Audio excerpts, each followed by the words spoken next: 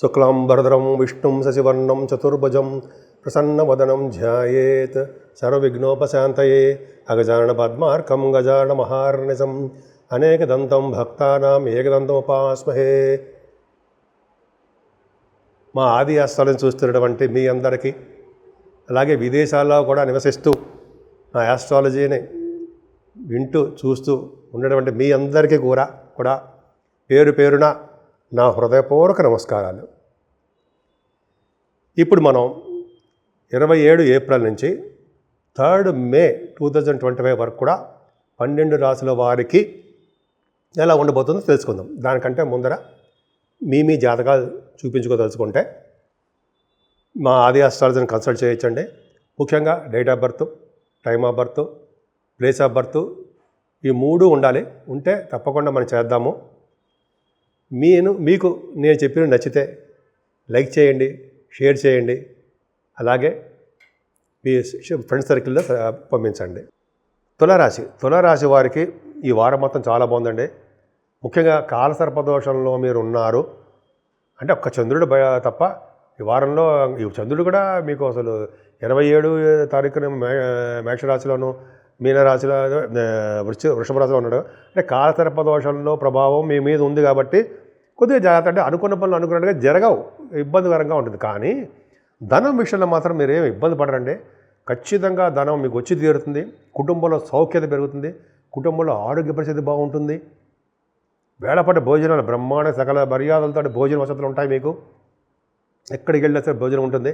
అలాగే విద్య బాగా రావడము, బంగారాభరణం కొనుక్కోవడము, అలాగే ఇంకా చాలామంది మీ దాంట్లో అదేంటి పాటలు పాడేవాళ్ళు ఉంటారు, యాంకర్స్ ఉన్నారు, పాటలు పాడే వాళ్ళు ఉన్నారు, ప్రోగ్రామ్స్ చేసేవాళ్ళు, అలాగే డబ్బింగ్ ఆర్టిస్టులు ఉన్నారు. వీళ్ళందరూ కూడా ఈ వారం మొత్తం కూడా చాలా అద్భుతంగా ఉంటుందండి. మీ తమ్ముళ్ళలోనూ మీ చెల్లెల్లోనూ కొద్దిగా ఆరోగ్య పరిస్థితుల్లోనూ అంటే ఫైనాన్షియల్గాను వాళ్ళకి ఇబ్బంది పడుతుంటారు. కొంచెం జాగ్రత్త చూసుకోండి, మీరే చూడాలి వాళ్ళని. అంతేకాకుండా ప్రయాణాల పట్ల మీకు శ్రద్ధ తక్కువ ఉంటుంది.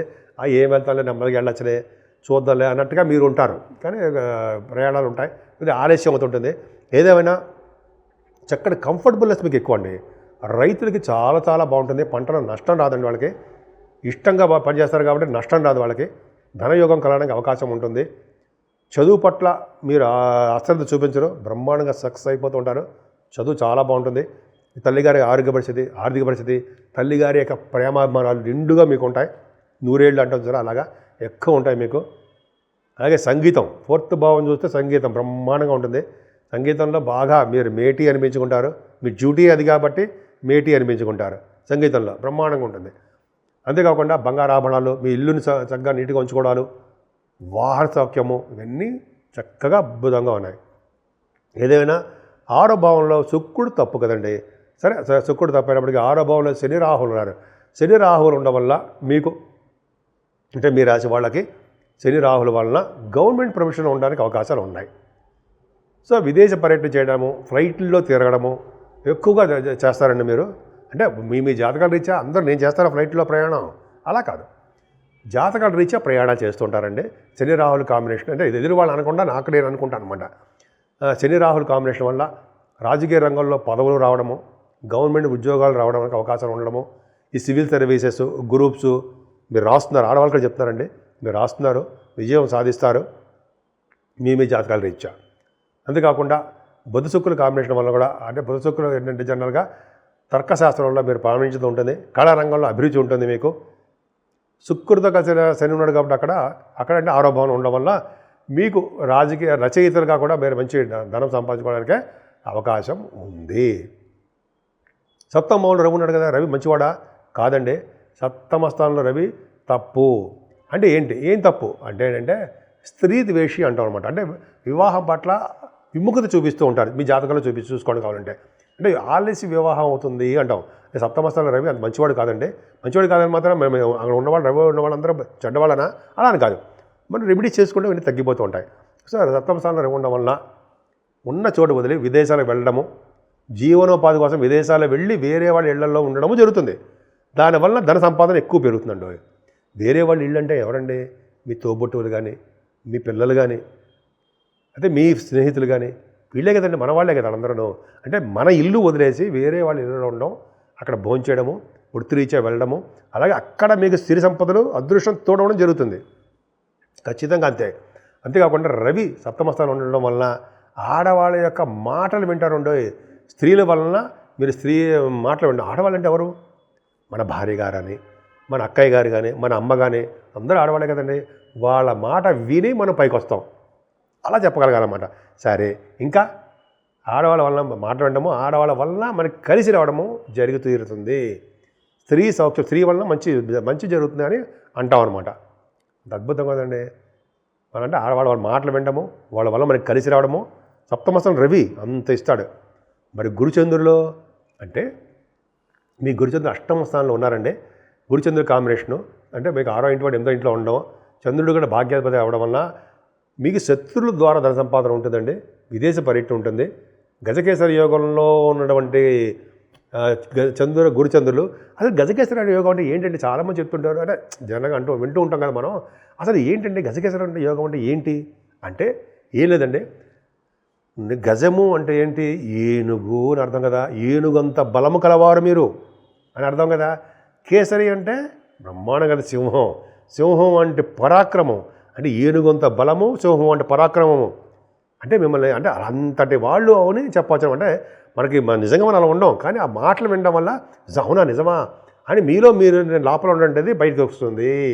అంటే మీరు బలం గలవారుగాను, పరాక్రమం గలవారుగాను మీరు ఉంటారు. అంటే ఏంటి? మన మంచి పనులు చేయడము, యాక్టివ్గా ఉండడము, అద్భుతంగా రాణించడానికి అవకాశాలు ఉంటాయన్నమాట.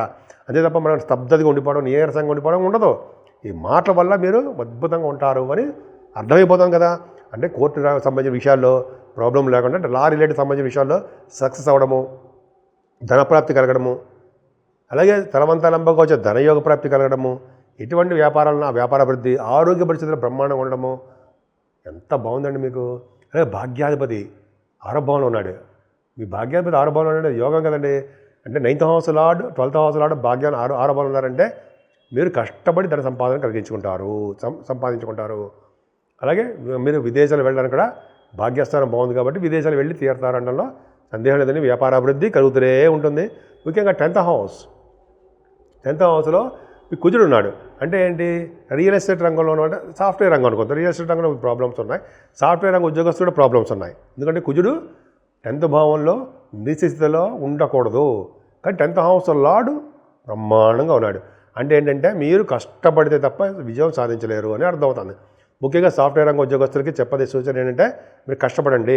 ఉద్యోగ భద్రత తక్కువగా ఉంది కాబట్టి కొంచెం కష్టపడండి, అద్భుతంగా ఉంటుంది. అంతేకాకుండా మీకు 12వ భావంలో కేతు కూడా ఉన్నాడు. గురుదృష్టి ఉంది కాబట్టి, శని యొక్క దృష్టి కూడా ఉంది కాబట్టి సంపదలు వచ్చినట్టు ఖర్చు పెట్టేసుకుంటూ ఉంటారు.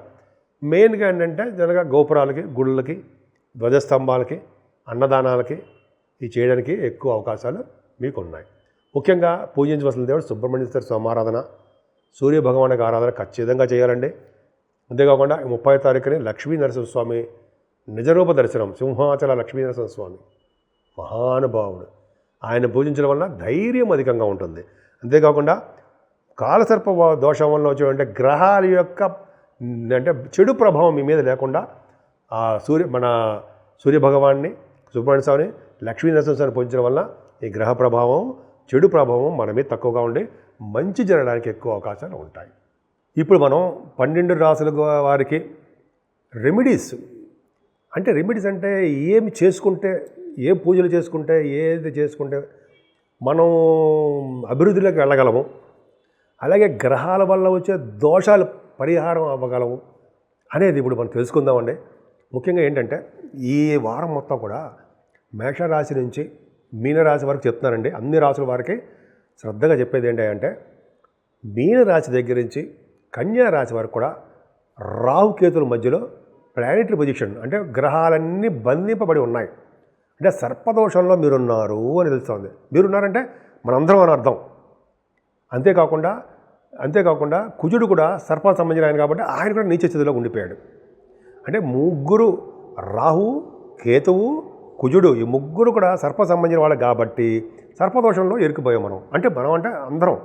సో అంటే అలా వల్ల ఏంటి ప్రయోజనాలు ఏంటంటే బ్యాడ్ ఇంపాక్ట్ ఏంటంటే జనరల్గా మనం ముందుకు వెళ్ళలేకపోతుంటామండి. అన్నీ ఇబ్బంది కలుగుతుంటాయి. చిల్డ్రన్ పుట్టిన వాళ్ళకి పిల్లలు లేకపోవడము, లేకపోతే ఎప్పుడు గొడవలు గోళలతో ఉండడము, భార్యాభర్తలు దూరం అయిపోతూ ఉండడము, ఇలా నా ఇవన్నీ చెప్పడం ఎందుకని వద్దు, అవన్నీ మనం పక్క పెడదామండి. ముఖ్యంగా ఈ రాహుకేతులకి సంబంధించిన పూజలు చేసుకుందాం. రాహుకేతులు ఏం చేద్దాం, శ్రీకాళహస్తిలో వీలుంటే అక్కడ వెళ్ళి స్వామివారికి రాహుకేతులకి సర్ప సంబంధించిన వారు కాబట్టి అక్కడ పూజలు చేయించుకోవడం వలన, అలాగే కాళహస్తీశ్వరుని పూజించడం వలన, శివుడు అమ్మవారు పార్వతీ అమ్మవారి ప్రభావం ఉంటుంది కదండి, చేయించుకోవడం వలన, అలాగే కుజుడు ప్రభావం, కుజ దోషం ఉంటే చాలా దోషాలు ఉంటాయి కదా, కుజుడు నీచలో అంటే రియల్ ఎస్టేట్ రంగం వాళ్ళకి పెద్ద దెబ్బ.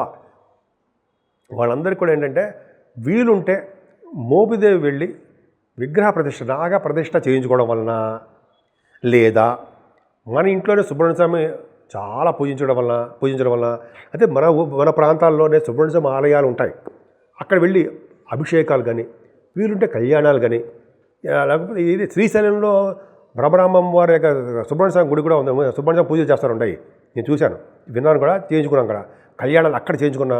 ఎక్కడ వీలుంటే అక్కడ సుబ్రహ్మణ్య స్వామి యొక్క నీచత్వం పోకట అంటే మన శుభఫలితాలు రావాలంటే అలా చేసుకోవడం వలన మంచి ఫలితాలు వస్తాయి. అంతేకాదండి, ఈ నెలలో కూడా 28 నుంచి అనుకుంటా వైశాఖ మాసం స్టార్ట్ అవుతుంది. వైశాఖ మాసంలోనే మనకి విద్య అంటారు కదా, అక్షయ తది అంటాం కదా, ఆ అక్షయ తదియ రోజునే మనకి 30వ తారీఖుని నరసింహస్వామి వారి యొక్క నిజరూప దర్శనం మనకు కలగబోతోంది. నరసింహస్వామిని దర్శనం చేసుకోవడం వలన ఆయనకి వస్త్రాలు సమర్పించడం కానీ, ఆ రోజు అన్నదానం కానీ, అదే మనకి ఏ విధంగా తాహత ఉంటే ఆ తాహ తగ్గట్టుగా కొంతమందికి జలదానం చేస్తూ ఉంటారు, విష్ణులోక ప్రాప్తి అంటాం. ఇలా చేసుకోవడం వలన మన గ్రహాలలో వచ్చే దోషాలన్నీ పరిహారం అవడానికే అవకాశాలు ఎక్కువ ఉంటాయండి.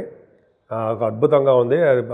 పైగా ఈ రాహుకేతుల మధ్యలోనూ కుజుడు సంబంధించింది, లక్ష్మీనరసింహ స్వామి మర్చిపోయిన ఆ రోజు అక్షయ తది అంటాం కదండి.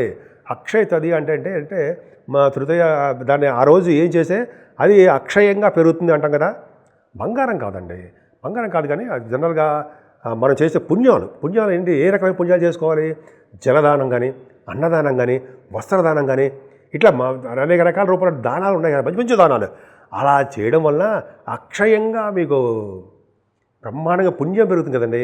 ఆ పుణ్యం వల్ల సంతానం పెరుగుతారు. మీ వలన మీరు చేసే పుణ్య కార్యక్రమం వలన మీ ముందు తరాల వాళ్ళు, మీ వెనకాల తరాల వాళ్ళు, మీతో సహా మంచి లోకాలకు వెళ్తారని శాస్త్రం చెప్పట్లేదా? అది అక్షయ తది వలన చేసే ఫలితం. అక్షయ తది వల్ల బంగారం కొనుక్కోవద్దని నేను చెప్పనండి, బంగారం కొనుక్కోవడం మరీ మంచిది, లక్ష్మీదేవి. కాకపోతే అంటే మనకు అక్షయంగా బాగా డెవలప్ అవ్వాలంటే ఈ కార్యక్రమాలు చేసుకుంటే, ఈ కార్యక్రమాలు అంటే చెప్పే కదా, జలదానాలు, అన్నదానాలు, వస్త్రదానాలు. కొంతమంది అయితే బంగారం కూడా ఎప్పుడో దానం చేసినట్టు బంగారం అంటే అది ఇష్టం అంటే అది ఇష్టం కూడా, అంటే జలదానం మోస్ట్ ఇంపార్టెంట్. అది చేసుకోవడం వల్ల అన్ని రంగాల్లోనూ అన్ని గ్రహాల యొక్క ప్రభావము చెడు లేకుండా అన్ని రాసుల వాళ్ళకి, మనందరికీ కూడా, అంటే అన్ని రాష్ట్రాల్లో ఉన్న వాళ్ళందరూ కూడా శుభాలు జరగడానికి అవకాశాలు ఎక్కువ ఉన్నాయి. ఎందుకంటే ఈ రాహుకేతువుల మధ్యలోనూ కుజుడు కూడా సర్పదోషాలు ఉండడం వల్ల ఈ రాష్ట్రాల మధ్య, దేశాల మధ్య కొద్దిగా మనస్పర్ధలు, చికాకులు, గొడవలు, రాజకీయ నాయకులకు సంక్షోభం ఇవి కొన్ని ఉంటాయి కదా, అవి జరగడానికి అవకాశం ఉంది.